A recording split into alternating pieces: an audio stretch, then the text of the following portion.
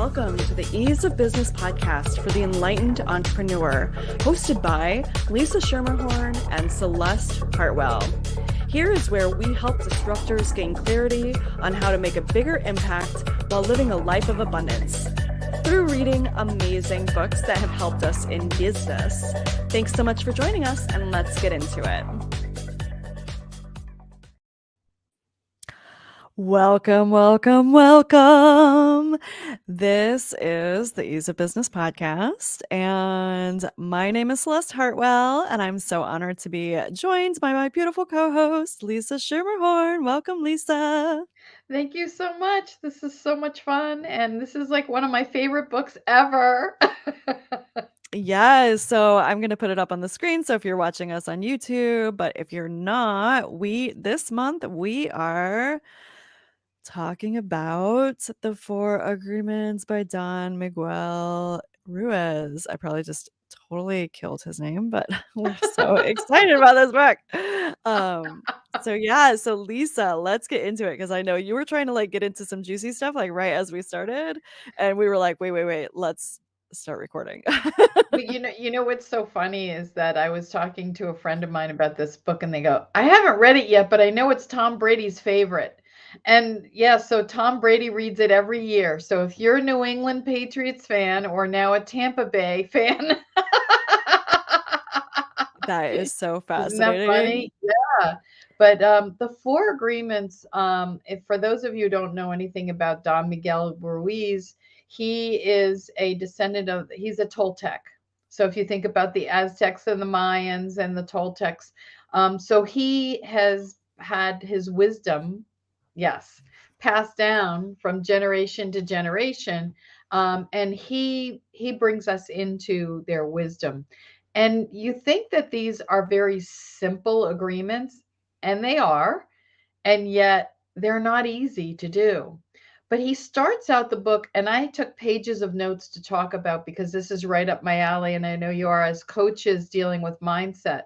He starts out with the idea of dreaming and how we're all in a dream, and the confines of when we're born, we're even taught how to dream. Like there's so much of us that's not even us. We don't even know who we are because, we talk about, okay, the American dream or the Irish dream, whatever that is programmed into us. So we don't even dream our own dreams. We don't even know who we are. Would we have selected the religion that we are now if we had an opportunity to choose? We're born into these things. So I found, just listening to his conversation about the dream, and that we pretend to be who we are to please others. And Oh yeah, there's so much goodness just in that there's, sentence. yeah, there's so much. Yeah.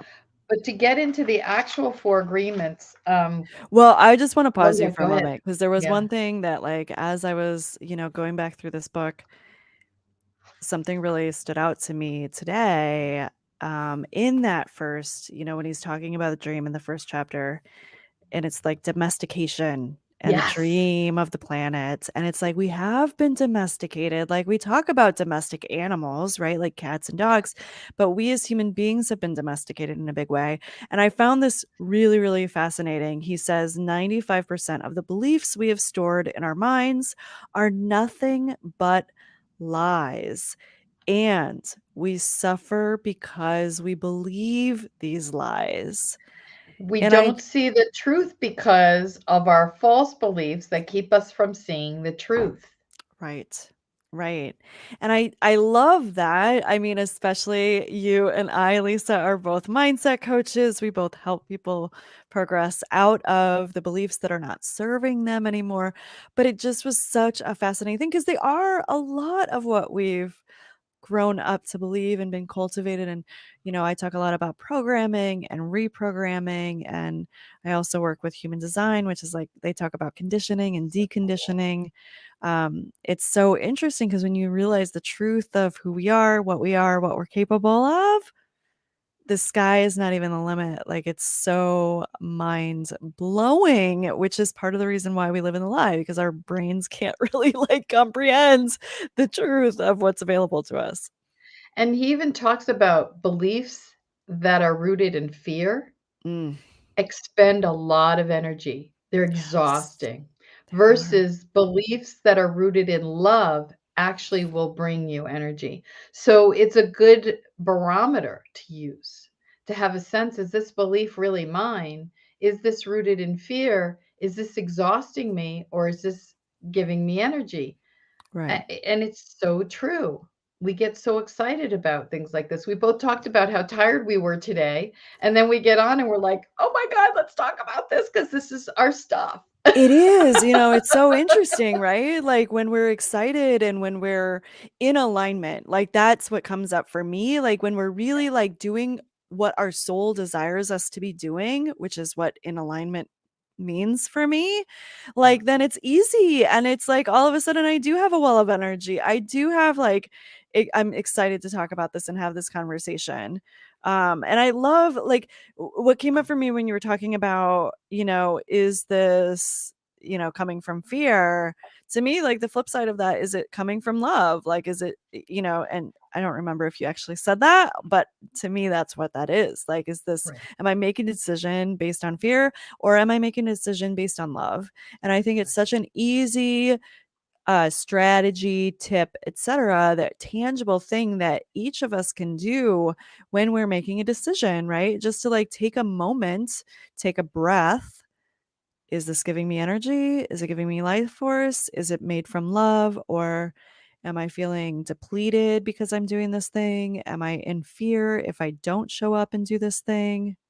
Having a lot of ahas in this exact moment about my last couple days of being in a, just wanting to also, but also getting to the 4 agreements, being impeccable with my word, right? Like I stated that I would show up in this way for this event. So anyway, that's kind of a lead into the first agreement.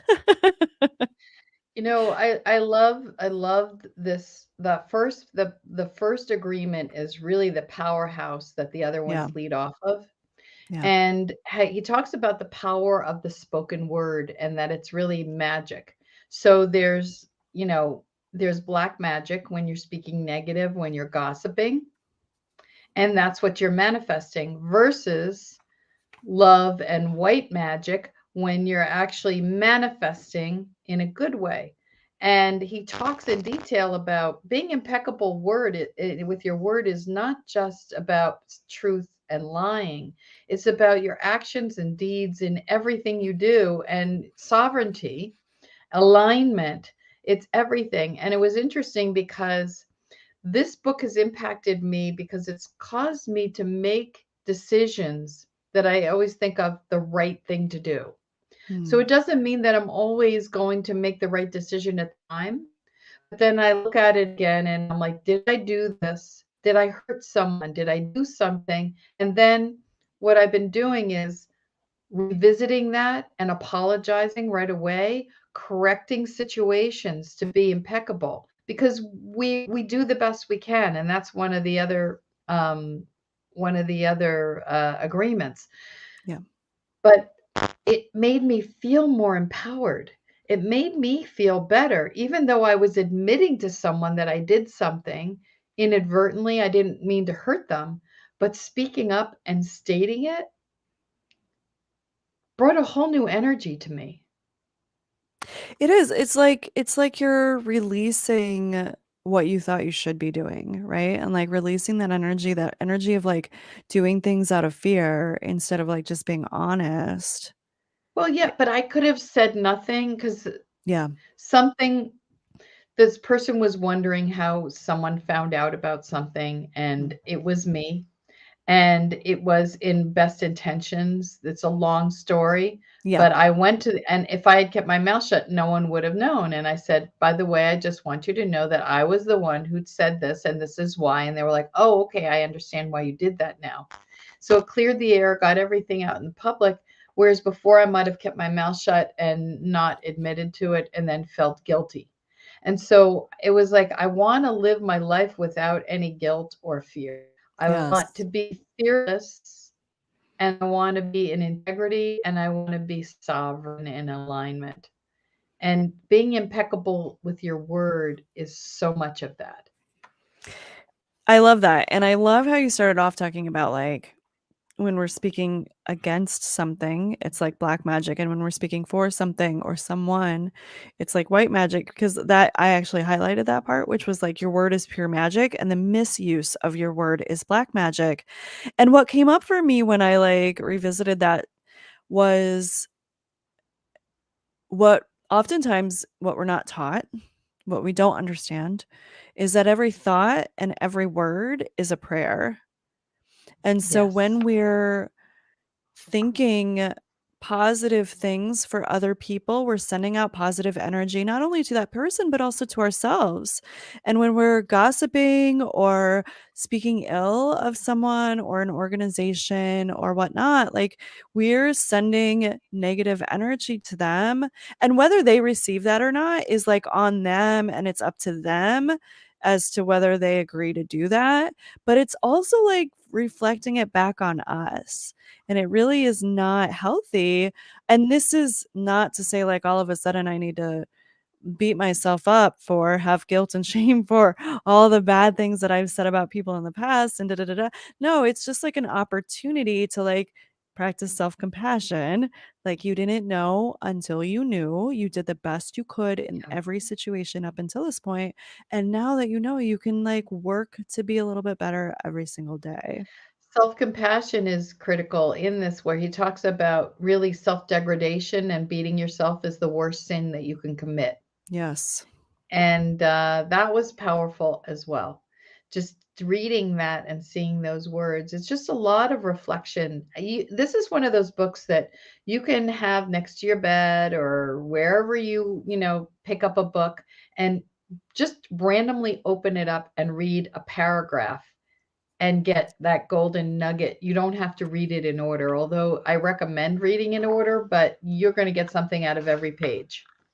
And it's one of those books too, I put this in the copy, but it's one of those books that I know that a lot of people go back to every single year just Yes. to refresh. And I love you were speaking about this, Lisa, right before we started recording, which was like when you picked it up again, you were like, wow, it's so interesting who I am now Right. compared to the last time that I read this book. And what is Yeah. landing in this moment is different.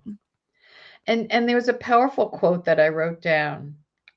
Lies are one side of a sword with black magic. The other side of truth has the power to break the spell of black magic. Only the truth will set you free. How powerful the light and the truth are. Yeah. And that always speak your truth. The truth always finds its way out. It's always the best way to go is speak your truth. I always say speak from your heart, speak your truth. I love that because I feel like often we think that there's some truth, and Yes. there are definitely some divine truths. But often, like, it's all about our personal experience and, like, what we're going through. And so I love how you said it, Lisa, which is like, speak from your heart. If you're speaking from your heart, then that's your divine truth. That's your personal truth. Exactly. Yeah. Exactly. Yeah. And not, and again, evaluating that it's not coming from fear, right? Exactly. Exactly. So we ready for the second one? The second agreement, or did you have anything more? I think we talked about the second agreement. That's what we just did? Oh, no. No. No. No. Yeah, yeah, yeah. Sorry. I'm Don't good. take anything personally, right? Yes. As Yes. we said earlier, we're tired. Yeah, yeah, yeah. We got this. We're impeccable with our word. We're showing up. We're doing what we said that we would. But you know And what? You talked about this, about the black magic spell that he talks about people saying things. If you don't take anything personally, yeah, whatever someone says to you can't impact you and affect you. exactly. And one of my favorite sayings is, "What you think of me is none of my business." I love that saying too because it is so true. Yeah. Like, That's the thing. I think that we forget sometimes because we are brought up with other human beings and we care and we have kind hearts. We think that when somebody says something negative about us or something a little bit critical or something that we don't like, whatever that is, we think that like we're wrong and we need to change it. And we need it. And it actually has nothing to do with us.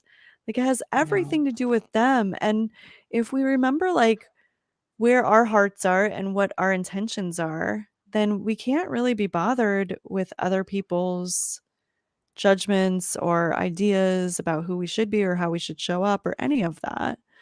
And one of the there I highlighted a paragraph in here which I love, which is if someone gives you an opinion and says, "Hey, you look so fat." Don't take it personally because the truth is that this person is dealing with his or her own feelings, beliefs, and Yep. opinions. That person tried Exactly. to send poison to you, and if you take it personally, then you take that poison and it becomes yours. Yep. Taking things personally makes you easy prey for those predators, the black magicians. They can hook you easily with one little opinion and feed you whatever poison they want. And because you take it personally, you eat it up. But if it were that easy to not do that, you and Yeah. I would be without a job. Right.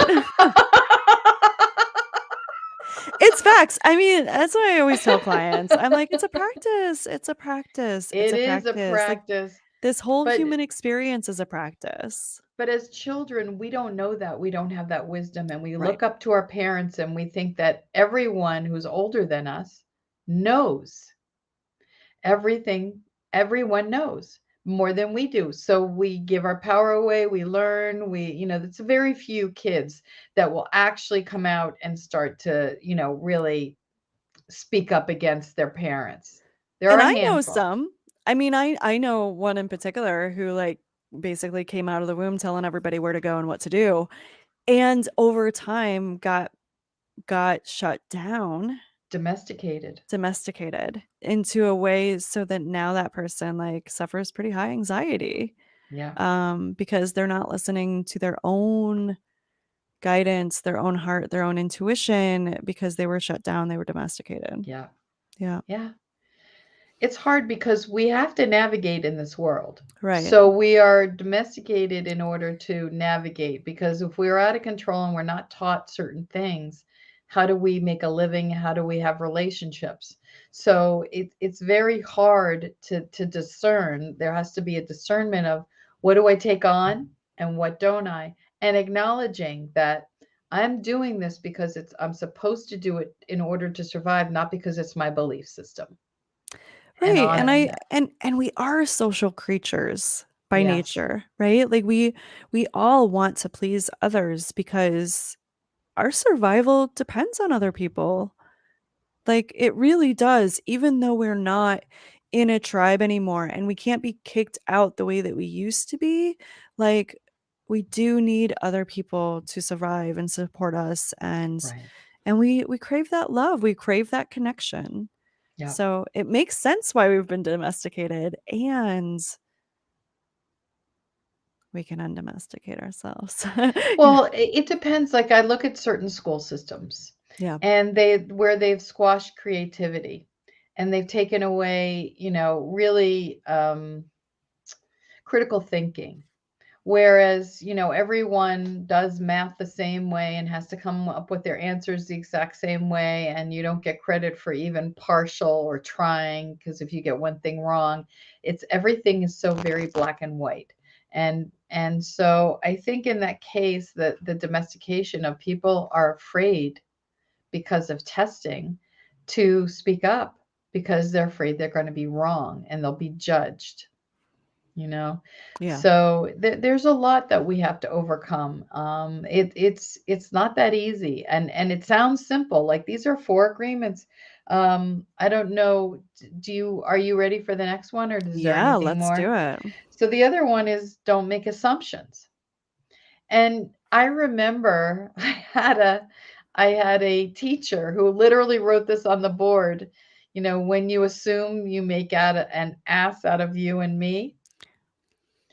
And it's always stuck with me. And it's true, because people project onto other people their own problems, their own wounds. When someone starts to complain about someone else's weight or makes, things about someone's hair or their clothes or their, house or their car or whatever they do or their profession, it's not about you.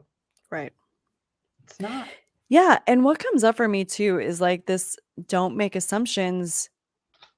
Like our minds love to make meaning about Yes. everything, right? Like Yes. we hear that somebody couldn't attend an event, say a family event or whatever, and it's like all of a sudden, well, I'm sure it's because of da da da da da da da da. Like we create a story Right. around other people's decisions when the fact of the matter is we don't know. We have no Right. idea. It could be a million different things. It could be that they just don't feel well. It could be that they had a really rough day the day before or that day, or like there's so many different things, or we don't need to jump to conclusions, right? Exactly. Yeah. That's exactly right. So with the assumptions, one of the things that I've really worked hard on is to remain as neutral as possible in situations, to be the observer and just watch and ask questions. Yeah. I don't need to react. And one, I was with a teacher on Sunday, and they were talking about when you're deliberate and slow around things and creative and being present, you become a creator versus having to do things boom, boom, boom, boom, boom. You become more like a robot and you're not, Yeah. and you're becoming reactionary. That's And exactly what I was just going to say. It's being reactive instead of being proactive, right? exactly. So when you're present and you observe instead of triggering your own wound, letting someone, because if someone says something to me and I take it on, that means I believe it, Right. right? If I say, no, not mine, then I'm not impacted. I'm Yeah. not, it's not mine. And I immediately am like, that's theirs, not mine. And I can walk Right. away. Right. But it takes a lot of work to get there, doesn't it? It does. And I like when you're talking about that, Lisa, two things come up for me, which is one is like one of the lessons that I've had to learn in my life. Um, because I grew up just being full speed ahead, do all the things, go, go, go, go, go, go, go, Yeah. go, go. Right. And to be fair, I think our society teaches that. And what I learned, what it was a really interesting lesson a couple years ago, which was like, if I slow down, it's like when you slow down, you actually speed up, Yes. but you have to take a moment. And the other thing that came up for me around that, the way you were talking, was this is where having some sort of meditative practice really helps hone that skill in a way that I don't think anything else does. And it's a practice because I know that for me, like when I was in that go, go, go, go, go, A, it was exhausting. I mean, I just Yeah. didn't have the energy to sustain it. But B, like, I couldn't even think of another way of being until Right. I started meditating on a regular basis, and I started seeing myself, like, things would happen, and I would see the trigger, like, I would see, like and I just have enough space to not necessarily like, react the way that Right. I had, always done it before, and it just gave me a little bit more space, and that creates healthier relationships with everyone around you because people feel that. People feel when you think something specific about them, et cetera, et cetera. So, Exactly. yeah. Exactly. And then we have the last one, which is always do your best. Yes. And think about this, that the people you are with are doing their best. This is one of the greatest gifts that you can give yourself and your relationships. For, in a situation with parents and loved ones and friends that you're really struggling with, and you go inward and go, they're doing their best, they're just doing the best that they can. And doing your best could mean today you went through 12-hour day and hard and running. Tomorrow your best may be a 2-hour day, a Right. work day, and that's okay. and honor that it's okay.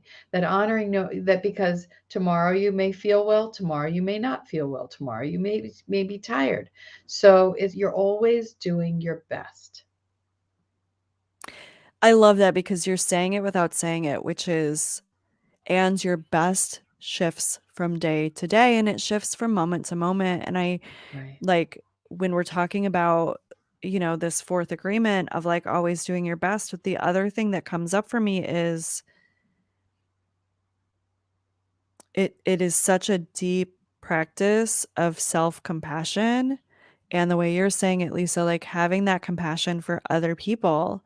Like, I think about those of us who have had traumatic upbringings or abuse in the past, Right. in past relationships or whatever. A- and I do understand, I want to acknowledge that it does take some, you know, healing to get to this place, but to be able to be like, oh, well, that person was doing their best at that moment in time, whether it was ideal or not. They were doing the best that they could with the information that they had, with the tools that they Yeah. had, with the, life. Yeah. All of it, the imprinting, the Right. damage, the wounding, all of that. Right. And that's a big step in forgiveness. And Yes. when you forgive, it's a form of purification. Mm. What people don't understand is that when you forgive, it's not about the other person, it's about you not carrying. Yeah. And so when you forgive, you purify yourself. And then what happens when you purify, you start manifesting like crazy. I have seen with my own eyes, I was part of a forgiveness group using the ancient Hawaiian form of healing, the Ho'oponopono. And it's a simple prayer. I love you. I'm sorry. Please forgive me. Thank you. And there was a group, we were meeting weekly, and the miracles that were happening. And you could Mm. say it's coincidence. You're welcome to say it's coincidence. But every single person who had things that they were struggling with, or people they were struggling with for a lifetime, years, were being solved, and things were Transformed. shifting, transformed Yeah. overnight. So when you look at someone with this in the state of compassion, and you look and you say they're doing the best they can, get out of judgment and just love Yes. them for where they're coming from. You don't have to be spending time with them. You don't have to like them. But having compassion and love for them and knowing that they're doing the best they can will shift the way you see them. Yeah, I think love sometimes doesn't mean that we're gonna be besties and we're gonna talk all the time, Right. right? Like love sometimes just means like, I respect where you are and I don't need you to change Right. for me, right?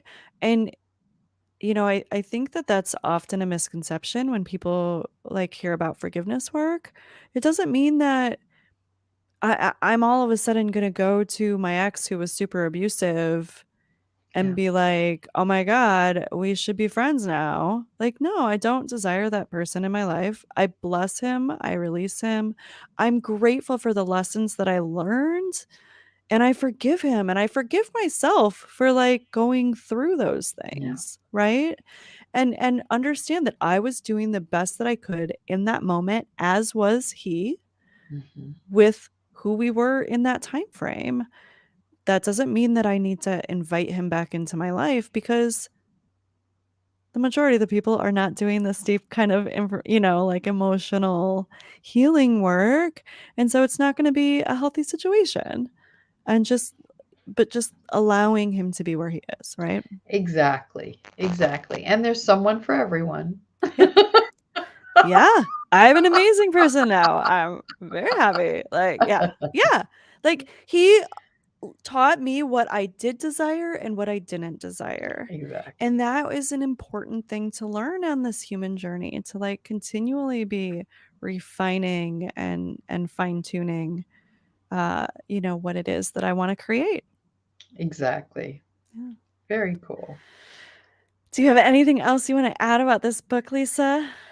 All I can say is there are certain books that are good to have in your pocket and to read, and there's some books that are a must have. Yeah. And what I will say is, if you have the resources and the time, pick it up. It's a quick read, and it will change your life. It's one of those books that will really make you think about things in your life. And I can't wait to read. He has written several others. There's The Mastery of Love and a couple of other books, and then his son wrote Agreement, correct? I don't know. That was Was it his Yeah, son? it's his son. It's not him. Okay, well, I put it down incorrectly then. So let me delete out that. But Yeah. As a matter of fact, I have it in the other room, and I have not read it yet. Um, yeah, so this is a beautiful intro, Lisa. So next yeah. month, when we come live on the third Tuesday, which will be Tuesday, July 19th at 7 p.m. Eastern, both on Facebook and YouTube if you want to catch us live.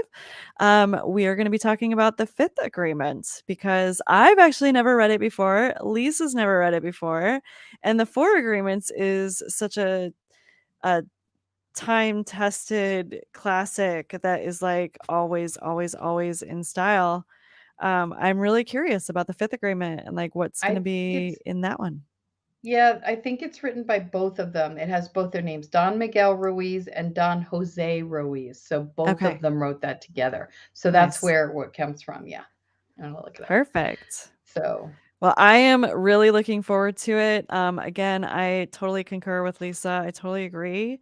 If you do not own this book, it is such a short little book. Like if you're watching the video, like it's super small. It's an easy read, and it's it's it's just a must have. It's just a must have. That's the only thing I can say about it. So and just pick up the book and read a page at a time. You'll get gems in every yeah, paragraph. for sure. You will be happy that you did it. So my name is Celeste Hartwell, and thank you, Lisa Schermerhorn, for being with us tonight. I don't know why my camera's all Thank you fuzzy for now. joining. I know, I was Um, noticing that. yeah, well, I picked up the book and it didn't refocus back on Oh, me. it didn't refocus. Whatever. Put it It back is what it here. is. I know, I know. It'll be fine. But yeah, thank you so much for listening to this podcast. If you like it, please feel free to share it with a friend who maybe loves this book, maybe somebody you know who could really benefit from this. We would really, really appreciate it. If you want to learn more about myself, Lisa, or the podcast, you can find us at theeaseofbusiness.com. And we would love to hear what's going on with you. You can sign up for our mailer there as well to find out about our upcoming books. If you want to read along with us, we would love that. And with that, thank you so much, and we will see you next month. This has been the Ease of Business podcast for enlightened entrepreneurs, hosted by Lisa Schermerhorn and Celeste Hartwell. Thank you so much for joining us. You can find us at theeaseofbusiness.com, on our Facebook page, and on YouTube at the Ease of Business podcast. We stream live on YouTube and Facebook every third Tuesday of the month, and we'd love it if you'd like to read the book that we're doing next and join in the conversation live at 7 p.m.